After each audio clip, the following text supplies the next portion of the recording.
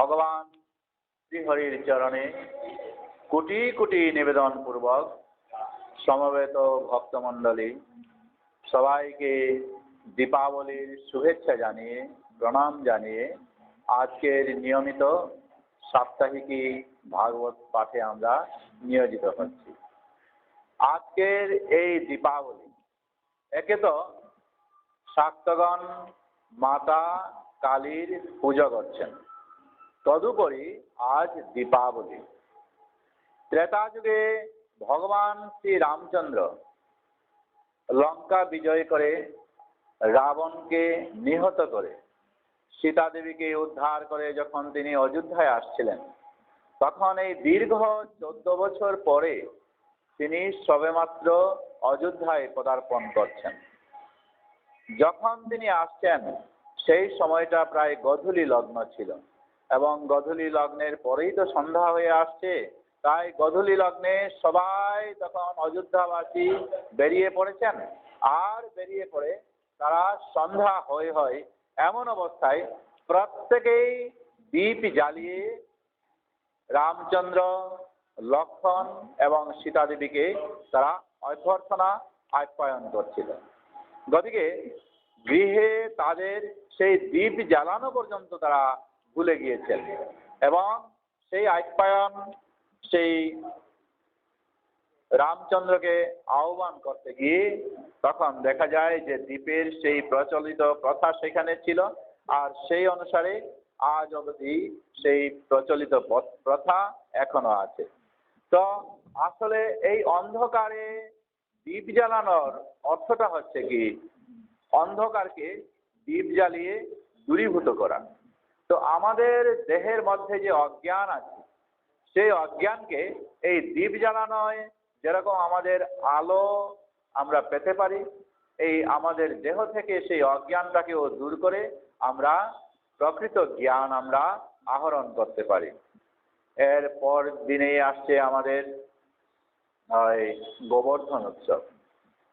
যে গোবর্ধন, সেখানে গোবর্ধন পূজা প্রচলন করবেন বলে শিশু কিশোর ভগবান শ্রীকৃষ্ণ নন্দ মহারাজকে জিজ্ঞেস করছেন যে প্রতি বছরই ইন্দ্র পূজা দেওয়া হয়।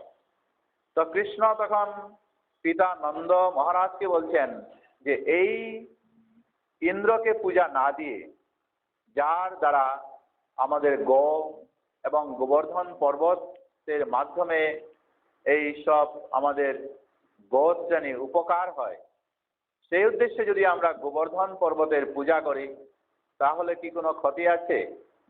তখন কৃষ্ণ ইন্দ্র পূজা বন্ধ করে দিয়েছিলেন এবং কৃষ্ণের কথা অনুসারে নন্দ মহারাজও ইন্দ্রকে পূজা না করে তিনি এই গোবর্ধন পূজা করছিলেন। আর ইন্দ্র তা জানতে পেরে ক্রমাগত বরুণদেবের অন্যান্য দেবতার সহায়তায় তিনি এক নাগারে 7 দিন বৃষ্টি দিয়েছিলেন এবং বজ্র তার উপর নিক্ষেপ করেছিলেন।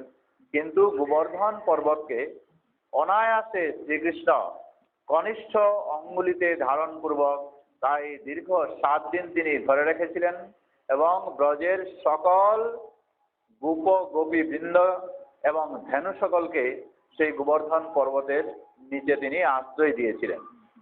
বাধ্য হয়ে ইন্দ্র তখন হার মেনেছিলেন এবং প্রকৃত কৃষ্ণই যে স্বয়ং ভগবান তিনি তা জানতে পেরেছিলেন।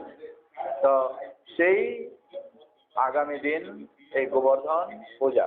তো যাক, আজকে আমরা দীপাবলি, মাতা কালীর পুজো এবং আগামী দিনে গোবর্ধন পূজা, সেটাকে অনুসরণ করে আমাদের নিয়মিত সাপ্তাহিক ভাগবতী অনুষ্ঠানে আমরা প্রবেশ করছি। সবাইকে আমার প্রণাম। বাঞ্ছা কল্পতরুভ্যশ্চ কৃপা সিন্ধুভ্যো এব চ পতিতানাং পাবনেভ্যো বৈষ্ণবেভ্যো নমো নমঃ। ধ্রুব মহারাজকে নারদ মুনি আদেশ দিয়েছিলেন যে মধুবনে, বৃন্দাবনের কাছাকাছি একটা বন, সেখানে 12 বন আছে, মধুবন, তালবন, বহুলাবন, বৃন্দাবন, এরকম করে 12টা বন আছে। আর এই 12টা বনের সম্মিলিত একই সঙ্গে সেইখানে বলা হয় বৃন্দাবন। সেই কুঞ্জবন, নিকুঞ্জবন, এইরকম করে অনেকগুলা সেই বনের নাম আছে। দ্বাদশ অর্থাৎ 12টা বন। এই 12টা বনের একটা বন হচ্ছে এই মধুবন। মধুবনের ওইখানে থেকে বালক ধ্রুবকে নারদ মুনি উপদেশ দিয়েছিলেন যে কি ভাবে ভগবানের ভজন সাধন করতে হয়, তা তিনি নারদ মুনি উপদেশ দিয়েছিলেন। আর ধ্রুব মহারাজ সেই মধুবনে পৌঁছে যমুনা নদীতে স্নান করে তিনি গভীর মনোযোগ সহকারে সেই রাত্রে প্রথম দিবসে তিনি উপবাস করছিলেন। এবং তারপর দেবর্ষি নারদ কিভাবে ভগবানকে তার দেওয়া দ্বাদশ অক্ষর মন্ত্র ওম নমঃ ভগবতে বাসুদেবায়, সেই মন্ত্র উচ্চারণ করতে করতে তিনি আরাধনায় মগ্ন হয়েছিলেন। প্রথম মাসে ধ্রুব তার কেবল দেহ ধারণের জন্য প্রতি 3 দিন অন্তর কপিত্থ এবং বদরি ফল ভক্ষণ করতেন। কপিত্থ মানে হলো বেল, আর বদরি হলো বড়ই, যেটা আমরা বলি বড়ই, বদরিটা হলো বড়ই। ওইগুলা তিনি আহার করতেন 3 দিন পরে পরে। আর এইরকম করে পরমেশ্বর ভগবানের আরাধনায় তিনি আস্তে আস্তে নিজের যে খাওয়া সেটা তিনি আস্তে আস্তে সংকুচিত করেছিলেন। এরপর দ্বিতীয় মাসে ধ্রুব প্রতি 6 দিন পরে, আগে 3 দিন পরে, এরপর এই 6 দিন পরে কেবল শুষ্ক তৃণ মানে ঘাস আশপাশে যেগুলো আছে সেগুলা সে চিবাত। আর পাতা গাছের আশপাশে যেগুলো থাকতো সেগুলা সে চিবিয়ে তার তা থেকে শুষ্ক পাতা চিবিয়ে তার সে আহারটা গ্রহণ করত। এইভাবে তখন ভগবানের আরাধনাটা শুরু করলো। এবং তার ইন্দ্রিয় সকল আস্তে আস্তে খাওয়া যখন থাকলো না, তখন খুব সংযম হয়ে গেল। আর সংযম হওয়ার পর মন আর অন্যদিকে বিক্ষিপ্ত হলো না, এবং ওইভাবে তিনি পরমেশ্বর ভগবানের কাছে একাগ্রভাবে তিনি একাগ্র চিত্তে ভগবানের জ্ঞান, বিশেষ করে নারদ মুনি যে দ্বাদশ অক্ষর তিনি দিয়েছিলেন ওম নমো ভগবতে বাসুদেবায়, নিরন্তর তিনি সেটা জপ করছেন। আমরা একাগ্রতার গুণ সম্পর্কে পরিচয় একটা আছে, আমরা জানি যে মহাভারতের একটা গল্প আছে, নিষাদ পুত্র, কি নাম জেনেছিল এটা ভুলে গেলাম, একলব্য যখন গুরু দ্রোণাচার্যের কাছে গিয়েছিল, গুরু দ্রোণাচার্য তাকে বলছিলেন যে আমি তো কেবল রাজপুত্রদেরকে শিক্ষা দেই আর নিষাদ পুত্রদেরকে শিক্ষা দেই না। তখন বিন্দুমাত্র গুরু দ্রোণাচার্যের প্রতি অবজ্ঞা করেননি, এবং নিজে একটা মাটির গুরুদেবের মূর্তি তৈরি করে বনে গিয়ে কঠোরভাবে তিনি একা একা মনে মনে একাগ্র চিত্তে গুরুদেবের স্মরণ করে করে নিজে নিজে শিক্ষা গ্রহণ করছিলেন। তো নিষ্ঠা সহকারে শিক্ষা করতে করতে তিনি এমন বিদ্যা গ্রহণ করেছিলেন, যখন অর্জুন অন্যান্য বন্ধু বান্ধবদেরকে নিয়ে, সহপাঠীদেরকে নিয়ে, স্বয়ং গুরুদেব সহিতে তারা যখন বনে গিয়েছিল, তখন একটা কুকুর গিয়ে সেই একলব্য এবং তার গুরুদেবকে দেখে তখন ঘাউ ঘাউ করত। একলব্য তার আরাধনায় ব্যাঘাত ঘটছে দেখে তাকে এমনভাবে তীরবিদ্ধ করলো যাতে তার কোনো প্রাণহানি হলো না, কেবল 2 মুখের ঠোঁট দুটাকে সে একটা তীর দিয়ে বন্ধ করে দিল।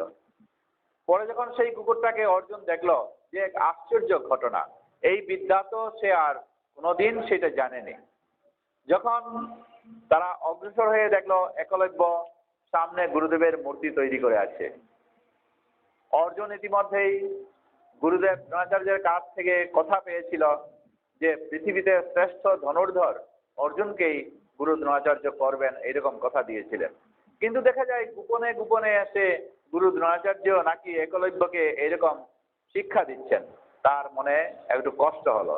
তখন গুরু দ্রোণাচার্য যে কথা অর্জুনকে দিয়েছিলেন তা অবশ্যভাবে রাখার জন্যই তখন একলব্যের কাছে গুরুদক্ষিণা চেয়েছিলেন। কি গুরুদক্ষিণা? যে ডান হাতের বৃদ্ধাঙ্গুষ্ঠ কেটে গুরুদক্ষিণা চেয়েছিল। সেই ডান হাতের বৃদ্ধাঙ্গুষ্ঠ দিয়ে গুণ টানা হয় তীরের ধনুকের, সেটা যদি কেটে যায় সে টানতে পারবে না, আর এরকম করে উঠতে পারবে না। বিদ্যায় পারদর্শী হয়েও সে আর পারল না। এটা নিয়ে তখন ওই গুরু দ্রোণাচার্য অর্জুনকে এরকম বিশ্বের মধ্যে একজন শ্রেষ্ঠ ধনুর্ধর করেছিলেন। তো আমাদের মূল কথা হচ্ছে একলব্য যে একাগ্রতার গুণে এইরকম করে সে গুরুদেবের ভাব করতে করতে সে অজানা জ্ঞানগুলা সে পেয়েছিল। তো ঠিক সেই রকম করে বালক ধ্রুব একে তো দেখিয়ে দিয়েছিলেন নারদ মুনি যে দ্বাদশ অক্ষর, সেই ওম নমঃ ভগবতে বাসুদেবায় তা উচ্চারণ করতে করতে এবং দেহের সেই শৈথিল্য আস্তে আস্তে তখন সম্পূর্ণ ছেড়ে দিয়ে ইন্দ্রিয় সব নিজের বশে এনে তখন অনাহারে অর্থাৎ 6 দিন অন্তর অন্তর সে এরকম করে ঘাসের পাতা গাছের পাতা এইরকম করে খেয়ে খেয়ে সে তখন এই ধ্যান করতে লাগলো। ধ্রুব আস্তে আস্তে এক পায়ের উপর অবিচলিত ভাবে, অর্থাৎ ধ্যানের অনেকগুলো যুগ অভ্যাসের অনেকগুলো আছে। প্রাণায়াম করতে হয়, আমরা যেরকম বর্তমানে আমরা ওই যে প্রাণায়াম যেগুলা যেগুলা করি সেগুলো থেকে অতি কঠিন কঠিন প্রাণায়ামও আছে।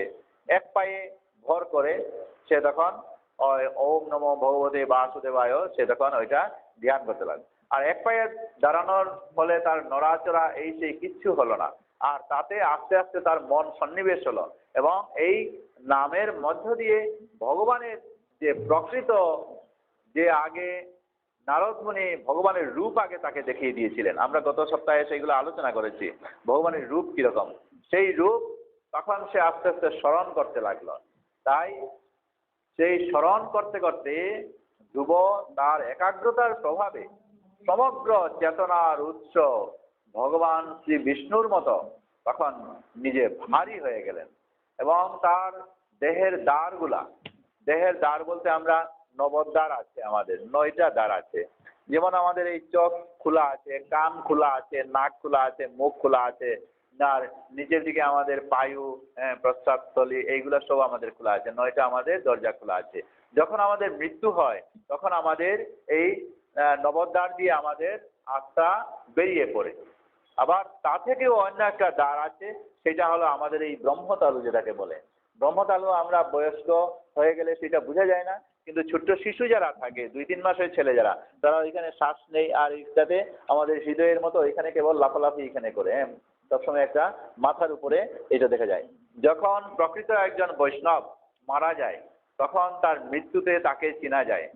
সে তার ঊর্ধ্বগতি কখন হয়, স্বর্গে বাস হয় কখন, এই নিজের নাভিস্থল থেকে উপরের দিকে কোনো এক দরজা দিয়ে, অর্থাৎ মানুষ মারা যায় যখন তখন চোখ দিয়ে যদি তার আত্মাটা বেরিয়ে যায় চোখ এরকম পাকিয়ে থাকবে, মুখ দিয়ে হলে হা করে থাকবে, কান দিয়ে হলে কানটা এরকম করে হয়ে বেঁকা হয়ে যাবে বা একটু ফাট পাবে এইরকম, নাক দিয়ে হলে নাকটা বেঁকা হয়ে যাবে এরকম হয়। আবার প্রকৃত বৈষ্ণব যে ভগবানের প্রকৃত ভক্ত তার কিন্তু এই দিক দিয়ে বের হয় না, তার আত্মাটা এই তালু দিয়ে উপর দিকে সেটা বের হয়ে পারে।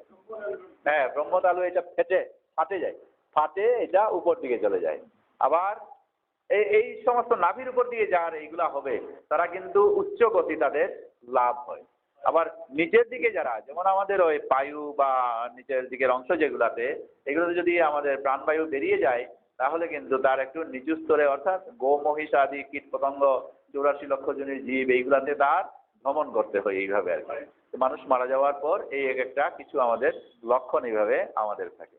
তো সেই ব্রহ্মতালু এটা কিন্তু আমাদের যুগসূত্র আছে এবং আমাদের ইরা পিঙ্গলা এই পিছন দিকের যেটা আর কি, মেরুদণ্ডের সঙ্গে একটা নারী আছে আর কি, সেই নারীতে আমাদের দিব্য সেই জ্ঞানটা আমাদের এই ইরা পিঙ্গলা মস্তকের সঙ্গে মস্তিষ্কের সঙ্গে সেটা জুড়ে থাকে আর কি।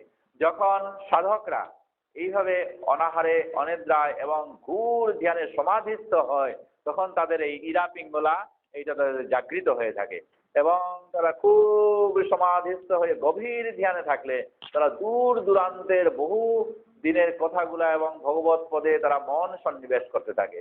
আসলে আমাদের মন সন্নিবেশ করা সেইটাই হলো আমাদের যুগ অভ্যাস বা যুগ ধ্যান। আর প্রাণায়াম আর যুগ ধ্যানের মাধ্যমে আমাদের এইরকম করে আমাদের শিখতে হয়, অর্থাৎ মনোনিবেশ করা। ওই তো আমাদের এরকম অবস্থা। পরীক্ষিত মহারাজ যখন গেলেন তখন তিনি তো এমন ধ্যানে ব্যস্ত যে পরীক্ষিত মহারাজ এখানে রাজার কাছে তিনি চাইছেন যে জল, সেটা পর্যন্ত তিনি আর শুনছেন না। হ্যাঁ, তাহলে একদম চিন্তা করতে করতে উপর স্তরে চলে যায়। স্বাভাবিক এইরকম অবস্থা হয় যখন আমাদের পরীক্ষার আগের দিন পড়াশোনা যখন আসে, তখন খুব আমাদের ছাত্ররা মন দেয়। হ্যাঁ, এইরকম করে হয়। তো ওইরকম যদি প্রত্যেক দিন আমাদের মন দেওয়া যায়, তো পড়াশোনাতে কেন আমাদের ব্যাঘাত ঘটবে? তো যাক, এইরকম করতে করতে তখন গভীর ধ্যান সে তার আস্তে আস্তে করতে লাগে। কখনো কখনো এক পায়ে দাঁড়িয়ে, আবার কখনো কখনো গভীর ধ্যানে সে যখন নিমগ্ন থাকলো, স্নান দান আহার আদি সব ত্যাগ করলো। আর এইভাবে যখন পড়লো, তখন দেবতারা মনে মনে ভাবলো, বাপ রে! কারণ তাদের একটা ভয় আছে। স্বর্গে তারা থাকেন, স্বর্গে খুব আনন্দে তারা থাকেন, এবং স্বর্গে যখন থাকেন তখন ভাবেন হয়তো কোনো পুণ্য আত্মা এসে আমাদের এই স্বর্গের রাজা তিনি হবেন। যেমন হরিশ্চন্দ্র যখন গেলেন, তখন ইন্দ্র মনে মনে ভয় পাচ্ছিলেন যে হরিশ্চন্দ্র তার পুণ্য দিয়ে এসে হয়তো ওই ইন্দ্রের স্থানে তিনি বসে পড়বেন, স্বর্গের সিংহাসনে বসে পড়বেন, এই কারণে তিনি ভয় পেতেন। তো দেবতারা, ইন্দ্র এরকম তারা ভয় পান। তো তারা ভাবলো যে অবস্থায় সে ভগবানের ধ্যান শুরু করেছে ধ্রুব, এতে মনে হয় সে বোধহয় ইন্দ্রপদ চাইছে, স্বর্গের ওই সিংহাসন সে চাইছে। তাদের মনে সবসময় একটাই ভয়, ওইটা। তাই তারা সোজাসুজি এখন ভগবানের কাছে গেল দেবতারা, গিয়ে তখন ভগবানকে বলছে, হে ভগবান, আপনি স্থাবর এবং জঙ্গম সমস্ত জীবেদের আশ্রয়। স্থাবর, স্থাবর কি? যেমন ওই যেগুলা নড়াচড়া করতে পারে না, হ্যাঁ, যেমন ওই গাছ বৃক্ষ যেগুলা, এইগুলা নড়াচড়া করতে পারে, এইগুলা। তো সব কিছুতেই ভগবানের দৃষ্টি আছে। যেরকম সূর্যের দৃষ্টি, সূর্যের আলো সবখানে পড়ে, ভগবানের দৃষ্টি সমস্ত জীবের প্রতি তার এইরকম আছে। এখন দেবতারা বলছে যে আমরা ধ্রুবের যে ধ্যান ধারণা করছে, সাধন করছে, তাতে মনে হচ্ছে, অনুভব করছি আমরা যে সমস্ত জীবেদের এখন শ্বাস রুদ্ধ হয়ে গেছে। কিরকম শ্বাসরুদ্ধ হয়ে গেছে? সে এমন ভাবে সবকে আকর্ষণ করে ফেলেছে যে সবের দৃষ্টিটা, সবের মন এরকম করে ওইখানে নিবদ্ধ হয়ে আছে। কিরকম নিবদ্ধ?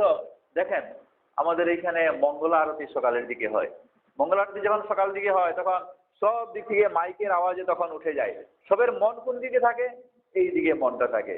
তো ঠিক সেই রকম সকালে উঠে উঠেই মানুষের মনটা এখানে, যদিও তারা আসতে পারেন না, মঙ্গলায় তারা যদিও তারা আসতে পারেন না, কিন্তু মনটা তাদের এইখানে এসে উপস্থিত হয়ে যায়। আর যদি তারা এইখানে মন এইটার সঙ্গে তারা যদি মিলিয়ে নেন, তাহলে ওই বাড়িতে বসেও তাদের মঙ্গলাটা এরকম করে শ্রুতির মাধ্যমে, মানে শোনার মাধ্যমে, শ্রবণের মাধ্যমে তারাও মঙ্গলা এরকম করে তারা করতে পারে। তো ঠিক সেই রকম করে দেবতাদের তো চতুর্দিকে জ্ঞান আছে, তাই তারা চতুর্দিকে এই বিশ্ব ব্রহ্মাণ্ডের দিকে কোনখানে কি হচ্ছে দেবতারা তা সব বুঝতে পারেন।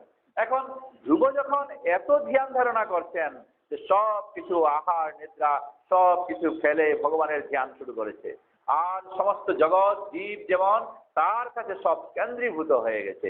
এখন মনে হচ্ছে যেমন সব শ্বাস রুদ্ধ হয়ে গেছে। এই শ্বাস রুদ্ধ হয়ে যাওয়ার ফলে জগতের যে কি অবস্থা তখন হয়ে যাবে। আর ভগবানকে বলছেন, যেহেতু আপনি সমস্ত শরণাগত জীবেদের চরম আশ্রয়, আপনার কাছে আমরা শরণাগত হয়েছি, দয়া করে আপনি আমাদের এই যে ধ্রুবের যে অবস্থাটা আরম্ভ করেছে সেই বিপদ থেকে আমাদেরকে রক্ষা করুন।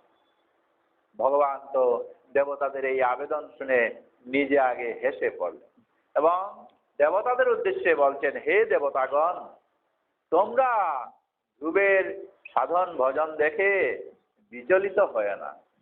মহারাজ উত্তানপাদের পুত্র এই বালক ধ্রুব এখন সম্পূর্ণরূপে আমার চিন্তায় মগ্ন হয়ে আছে।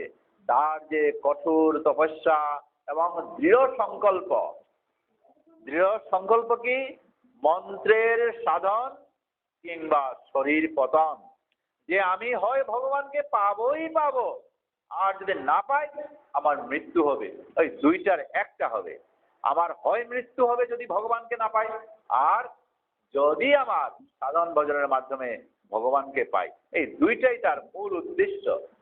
প্রকৃতপক্ষে যখন কোনো সাধক এইভাবে তার মন দেহ সম্পূর্ণ ইন্দ্রিয়গুলা এইরকম করে যে কাজ একনিষ্ঠভাবে করবে, ওইটাকে বলে একাগ্রতা। হ্যাঁ, ওই একাগ্রতায় যদি তার মন নিবিষ্ট করে তাহলে তার অবশ্যই সাধনে সিদ্ধ হয়ে যায়।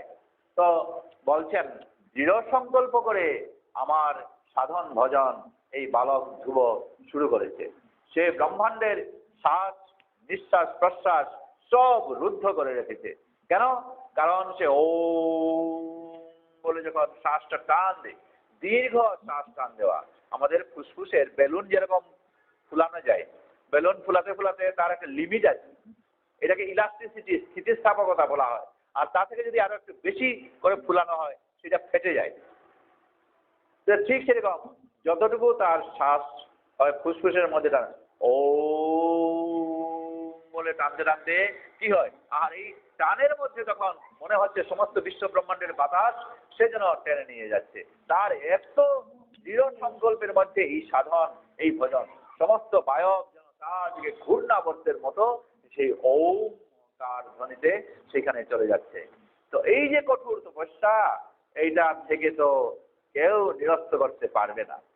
সেখানে অনেক বন্য পশু আদি সেইগুলা চলে যাচ্ছে, সে তাদের দিকে কোনো ভ্রুক্ষেপও তারা করে না। এমনকি দেবতারা সেইখানে গিয়ে তার সামনে এরকম ডাকাডাকি কিচির মিচির তারা করছিল, এইটাতেও তার কোনো ভ্রুক্ষেপ নাই। কেন নাই? কারণ সে এমন ভাবে মন নিবেশ করেছে যে পাশের যে শব্দ কোনো কিছু ডাকাডাকি কারো এমনকি সামনে কি আছে বিপদ সামনে আছে এইটা পর্যন্ত সে আর উপলব্ধি করতে পারছে না, এত তার মন নিবেশ করেছে ভগবানের কাছে। তো এই অবস্থায় এখন কেউ গিয়ে এই ধ্রুবকে আর ধ্যান ভাঙাতে পারবে না, আমাকেই একমাত্র ধ্যান ভাঙাতে হবে। তাই আমি ওই ধ্রুবের কাছে আমি চলে যাব, তোমরা আর এই ধ্রুবের তপস্যা সম্পর্কে নিরস্ত হয় না, চিন্তা করো না, তোমরা চলে যাও।